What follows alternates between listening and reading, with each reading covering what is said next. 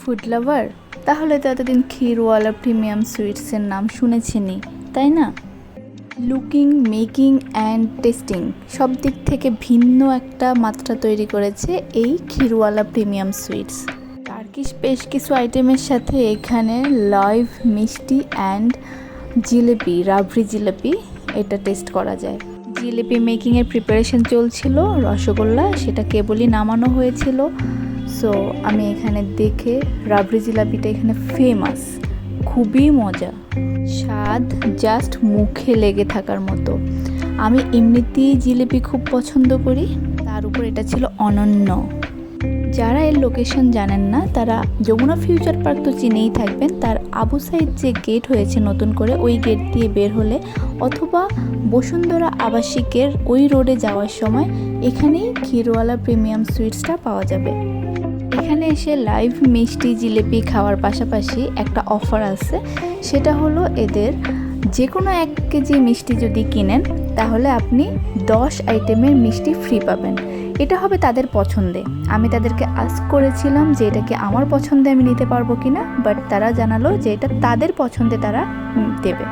আর এখানে আরেকটা দারুণ ব্যাপার হলো আপনি ঢোকার পর আপনাকে ওয়েলকাম করবে এমন একটা ডেজার্ট দিয়ে। এরপর আমরা ট্রাই করলাম, এর সব আইটেমই অনেক ভালো, অনেক ইউনিক, বাট আমার কাছে যেগুলো বেশি ইউনিক লেগেছে, ইন্টারেস্টিং লেগেছে, ওইগুলোই আমি ট্রাই করলাম। এটা কিউট পাখির বাসার মতো দেখতে, তাই এটা নিলাম। ভেতরে নাটস অ্যান্ড মিল্কি একটা ক্রিমি একটা ভাব থাকায় বেশ ভালোই লেগেছে। কভার করা হয় বেসিকলি সেমাইয়ের মতো কিছু একটা দিয়ে, বাট টেস্ট ভালো ছিল, একটু ভিন্ন স্বাদ।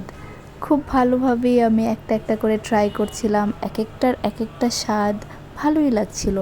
আর এই যে এই আইটেমটা, এটা হচ্ছে কাইন্ড অফ আমরা যে নোয়াবি সেমাই করি ওই জাতীয় একটা, তারপরে এটা একটু ভিন্ন স্বাদের। ডেফিনেটলি ওরা একটু ভিন্নতা তো অ্যাড করেছেই কিছু একটা। বেশ ভালো ছিল খেতে সবগুলো আইটেম এভাবে ট্রাই করে, বাট আমার কাছে বেস্ট লেগেছে এই রাবড়ি জিলিপিটা। এটা এত মজা ছিল, জাস্ট মানে মুখে লেগে থাকার মতো। আমি তো রাবড়িটাকে আলাদা করে নিয়ে নিয়ে খাচ্ছিলাম, অনেক মজা ছিল, সেই স্বাদ। আমি বলবো আমার কাছে বেস্ট ছিল এটা। আর যারা জিলিপি পছন্দ করেন তারা তো অবশ্যই ট্রাই করবেন, যারা করেন না তারাও ট্রাই করবেন। এটা আমার পক্ষ থেকে একটা সাজেশন থাকলো, বেশ ভালো লাগবে, অনেক মজা। মানে রাবড়ি প্লাস জিলিপি দুইটার স্বাদ মুখে একসাথে যাচ্ছে, ব্যাপারটা পুরোপুরি ইউনিক, মানে একদম খুবই এনজয়েবল, মুখে স্বাদটা পুরা একটা ভিন্ন মাত্রা অ্যাড করে। একবার খাওয়ার পর আবার খেতে মন চাইবেই। আর হচ্ছে গরম গরম পরিবেশন করে, এটা বেস্ট, গরম গরম।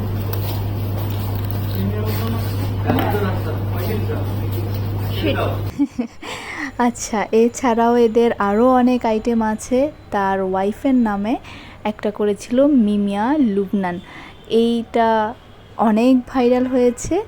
তাছাড়াও এদের প্রত্যেকটা আইটেমই অসাধারণ। যারা সুইট লাভার আছেন তারা তো অবশ্যই ট্রাই করবেন, কারণ এরা একটু ইউনিক। সো হোয়াট এভার, এসেছিলাম মুভি দেখতে, হরর মুভি দেখব বলে, এসে খাওয়া দাওয়া তো ট্রাই করতেই হয়। বেসিকলি আমি movie lover, and horror film, horror থ্রিলে দেখার সেটাও আমি বেশ পছন্দ করি।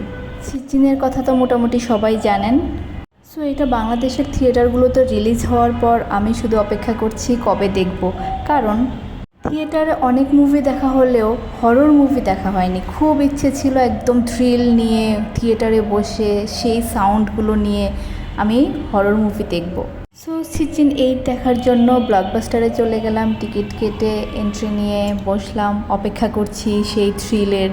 অ্যাকচুয়ালি আমি মনে করি হরর মুভির বেসিক উপাদানই হচ্ছে sound and lighting.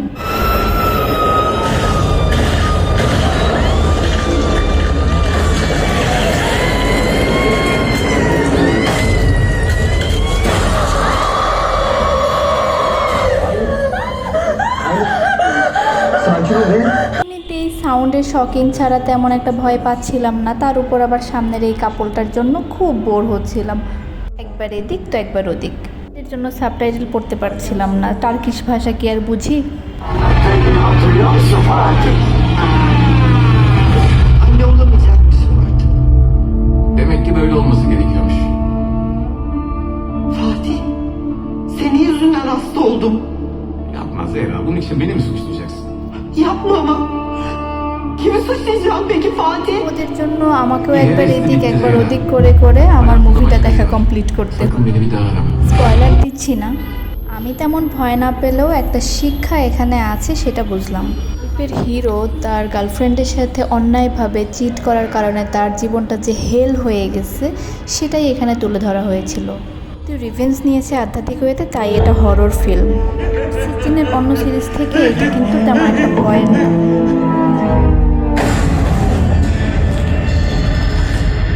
Kızının ölümünü mü gördün Fatih? Hangisi daha korkunç baba? Evladını kaybetmek mi yoksa anne tarafından öldürülmek mi? শেষে উপদেশমূলক কথাগুলো আমার বেশ ভালো লেগেছে। Bazıları nefsin çağrısına uyan güve gibi yanacak. Bazıları ise kendi ışığını taşıyacak. Bugün sen karanlığı yenmek için gereken cesareti gösterdin. Her fedakarlık bir yara bırakır. Ve bazen o yara ışığın ta kendisidir. Movie শেষ করলাম ঠিক আছে, কিন্তু Jamuna future পার্কে এসে কোনো দিনও আমি সঠিক পথে বেরোতে পারিনি, সব সময় পথ হারিয়ে ফেলি। এটা আমার সাথে ঘটবেই, কবে যে আমি ঠিকঠাক মতো বেরোতে পারবো। ফাইনালি বের হয়ে কিছু একটা খেতে হবে। ফ্রাই বাকেটে গিয়ে চিকেন ফ্রাই ট্রাই করার জন্য বসলাম, বাট এখানে নতুন একটা আইটেম দেখলাম যেটা হলো হানি গার্লিক মিক্সিং, মানে হানি ফ্রাইয়ের সাথে কেমন টেস্ট করতে হবে। সো এই জন্য অর্ডার করলাম। সো যেহেতু একটু নতুন, আগে ট্রাই করা হয়নি, আর এটা হানিটা দিয়ে এত জুসি করে রেখেছিল, যাক ট্রাই করা যাক কেমন। অ্যাকচুয়ালি তেমন একটা ভালো লাগেনি, কারণ যায় না একটার সাথে একটা, আসলে বোঝা যাচ্ছে না। কেউ কেউ হয়তো পছন্দ করবে, বাট আমার ভালো লাগেনি। যাই হোক, এটা ভালো হয়েছে যে এটা আগে ট্রাই করেছি, নইলে এর যে স্বাদ এটা মুখে লেগে থাকলে খুব একটা ভালো লাগতো না আসলে। পরে চিকেন ফ্রাইটা ট্রাই করতে করতে এটাই বলছিলাম যে সিদ্ধান্ত ভালো ছিল যে আগে এটা ট্রাই করেছি হানি হানি, নইলে আবার আমাদেরকে ফ্রাই নিতে হতো, মানে মুখের স্বাদ ঠিক করার জন্য। হোয়াট এভার, এক্সপিরিয়েন্স গ্যাদার করতে আমার ভালোই লাগে। সেভাবেই যা হয়েছে সব মিলে খুবই ভালো হয়েছে, বেশ হয়েছে, সব মিলিয়ে টাইম ওয়াজ গুড। চিচিনের বেশ খারাপ কিছু রেকর্ড থাকায় ভাবলাম বাসায় যাওয়া কঠিন হয়ে যাবে, বাট ভয় যেহেতু পাইনি, বেশ আনন্দ নিয়ে খুশি মনে বেশ কিছু ফেমাস ফুড, ভাইরাল কিছু ফুড ট্রাই করে দেন বাসায় যাওয়ার চিন্তা করলাম। সো যেই ভাবনা সেই কাজ, সেগুলো ট্রাই করে বাসায় ফিরে আসা।